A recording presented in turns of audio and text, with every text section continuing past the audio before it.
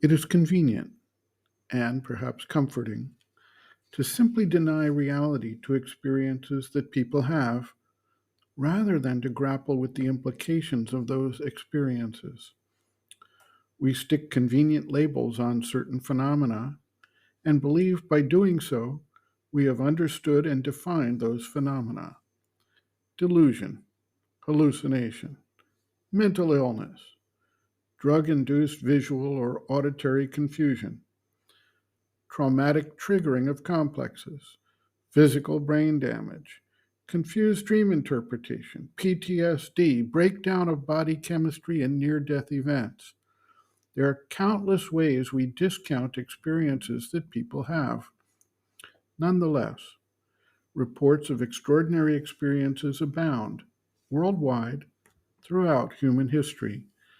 And while some may be explained by the convenient definitions we have invented, many of them stand as inexplicable based on the blinded approach we take to understanding them. There are well documented cases of a sibling or other family member having a distinct experience of being visited in a dream state by a relative at the exact time of death of that individual many thousands of miles away, such as occurred with individuals who took part in World War I in Europe with their relatives elsewhere. Sigmund Freud tried to disentangle the experiences and symbolic meaning of dream sequences of his patients.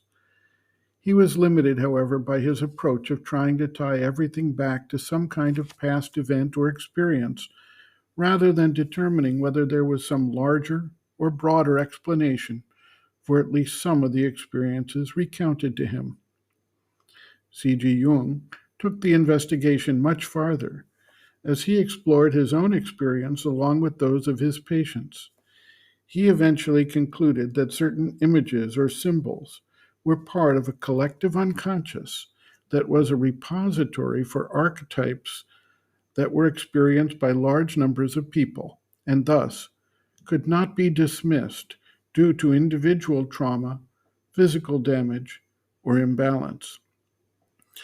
In his posthumously published Red Book, he described not only his own experiences, but created extensive drawings depicting some of the forms, beings, and symbolic representations he himself experienced. His family resisted the publication of this work with the fear that it would detract from his legacy. However, it is now quite clear that the Red Book is an important work in Western psychological research and actually enhances the position that C.G. Jung has in Western psychology.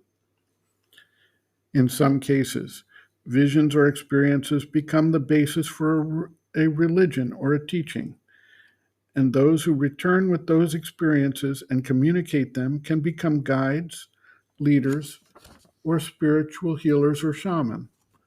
The vision quest is a methodology developed to actually gain a supernormal experience and be able to learn from it.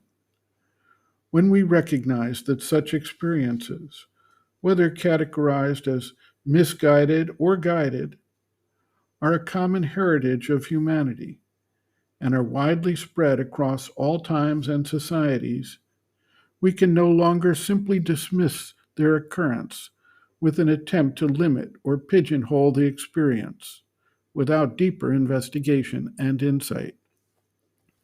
Sri Aurobindo observes, quote, "This has always been, put into its most generalized terms, the normal range and character of otherworldly belief and experience in all periods of the past of the race.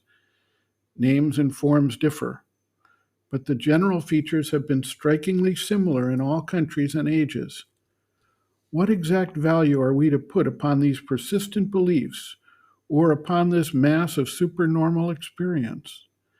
It is not possible for anyone who has had these contacts with any intimacy, and not only by scattered abnormal accidents, to put them aside as mere superstition or hallucination, for they are too insistent, real, effective, organic in their pressure, too constantly confirmed by their action and results to be so flung aside. an appreciation, an interpretation, a mental organization of this side of our capacity of experience is indispensable. End quote.